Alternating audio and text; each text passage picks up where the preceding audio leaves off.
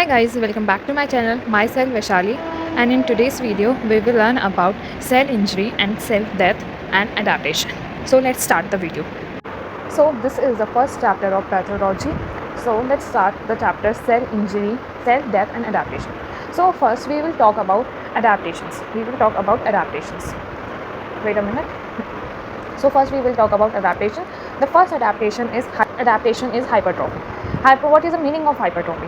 So hypertrophy का meaning होता है cell size increases but there is no increase in cell number. So there is a difference between hypertrophy and hyperplasia. This is the most common differences in which students get confused. So दोनों में difference क्या है? Hyperplasia और hypertrophy में फ़र्क क्या है? Hypertrophy में सेल साइज इंक्रीज होता है, हाइपरट्रॉफी में सेल साइज इंक्रीज होता है, और हाइपरप्लेजिया में cell number, plasias they are multiplying, that's why number. तो दोनों का डिफरेंस हमेशा याद रखना है दैट हाइपरट्रॉफी में हमारा सेल साइज इंक्रीज होता है एंड हाइपरप्लेजिया में सेल नंबर इंक्रीज होता है. तो अगर हाइपरट्रॉफी में सेल साइज इंक्रीज हो रहा है तो ऑब्वियसली इसका no increase in cell number. ठीक है, नाउ हम इसमें एक दो फिगर्स देखते हैं.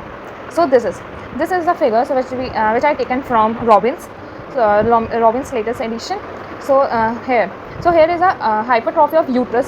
सो हमें पता है प्रेगनेंसी में हाइपरट्रॉफी होती है यूट्रस की. सो ये हमारा हाइपरट्रॉफी ऑफ यूट्रस, ये जो हमारा ये बी वाला जो इमेज है इसमें क्या है कि हमारे normal smooth cells of uterine.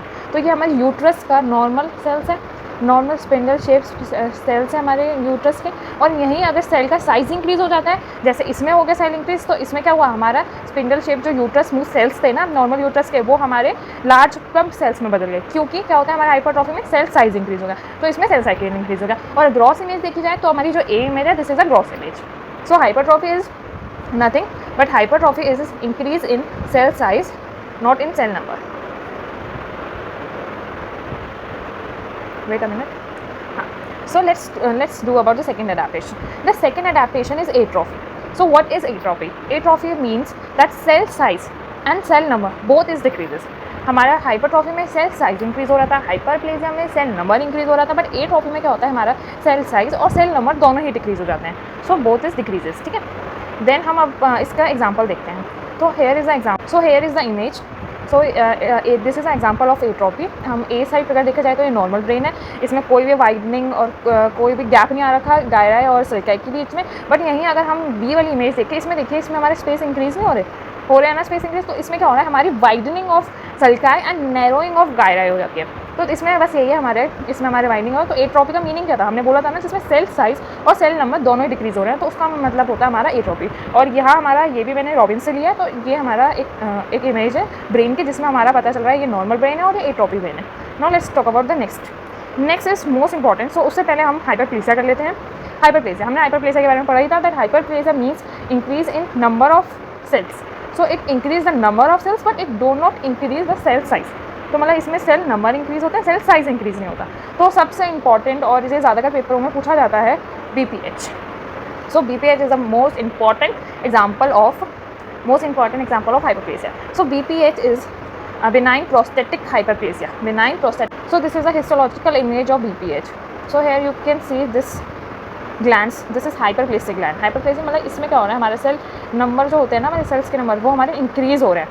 So hyperplastic gland, variable size glands with papillary infoldings, ये जो दिख रही है ना this is known as papillary infoldings. और उसके बाद हमारा ये हमारी फाइब्रो मस्कुलर स्ट्रोमा होता है and this is corpora amylacea and this is the histology of benign prostatic hyperplasia. Now this is also known as this is also a picture of benign prostatic hyperplasia. This is a gross picture like this. This is the gross picture and this is the histological picture. So अभी हमने क्या बात करी, अभी हमने एक example के बारे में बात करी बेनाइन प्रोस्टेटिक हाइपरप्लेसिया की. एंड अब हम थोड़े और मतलब there is different types of benign prostatic hyperplasia. So ये इतना इंपॉर्टेंट नहीं है हमारा पेपर पॉइंट ऑफ व्यू से, but you can see this is prostatic cancer, this is glandular BPH, this is stromal and this is cystic. Now there is also one image. We will talk about this image later on because I can see that this is a whole description or this is an important, or we can say go through picture of Robbins. So we done about the hyperplasia, hypertrophy and atrophy. Now the fourth adaptation is metaplasia. Metaplasia हमारे दो type के होते हैं. मतलब metaplasia, there is two examples of metaplasia. The first example is squamous Meta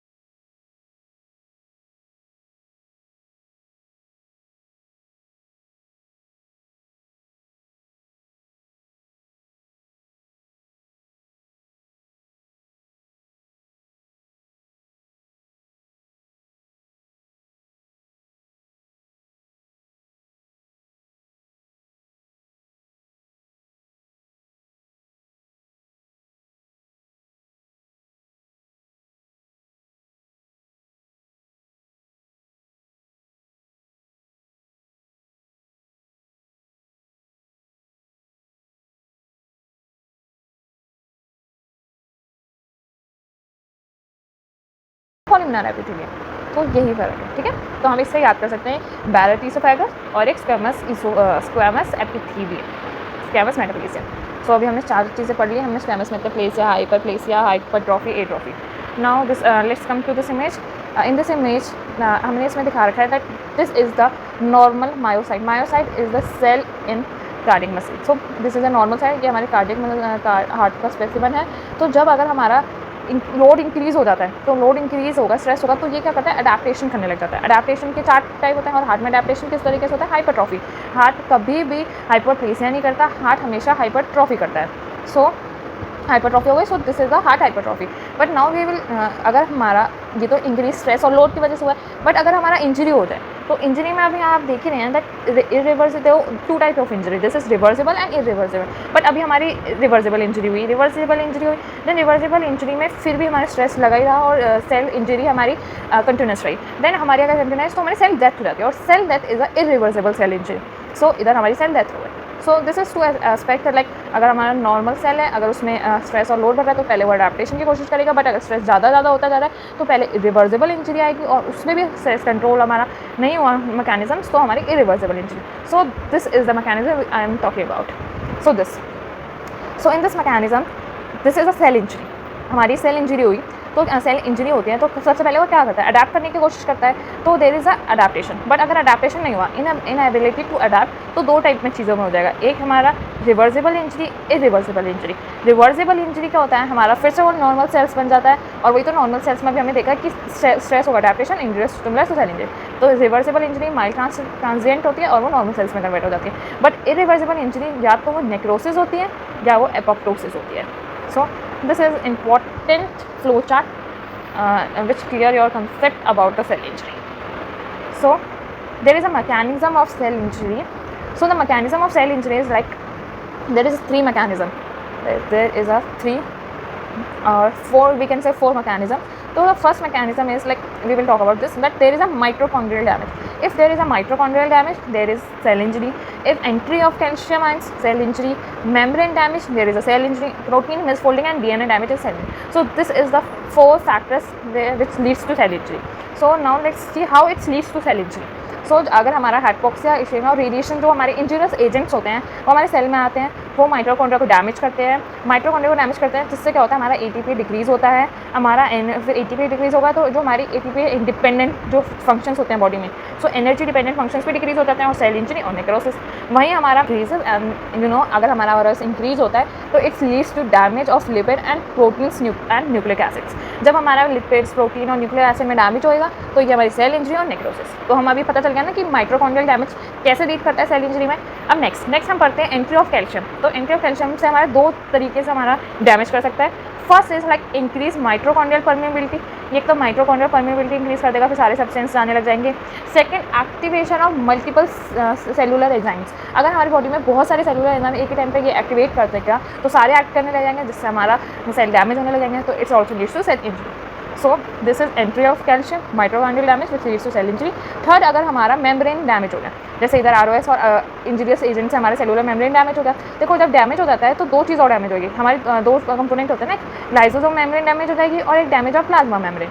सो जब हमारी damage of lysosomal membrane होती है तो ये लाइसोसोमल तो लीकेज ऑफ एंजाइम, अभी हमने पढ़ा था, लीकेज ऑफ एंजाइम होती है which leads to necrosis, and damage of plasma membrane which impair to transport function, और सेलुलर कंटेंट लीक होंगे तो necrosis.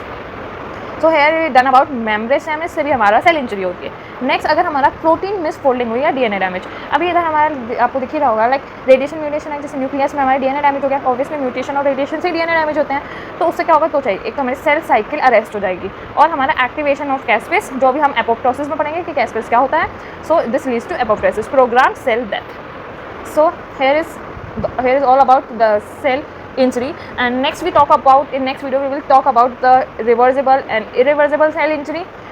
Next we talk about the oxidative stress, the endoplasmic reticulum stress, and that's all. And in the part 3 we will talk about necrosis, and in part I will think about that. In part 4 we will talk about apoptosis. I divide the videos in 4 parts because it is easy to remember or it is easy to watch a small amount of video rather than a long, large, boring video.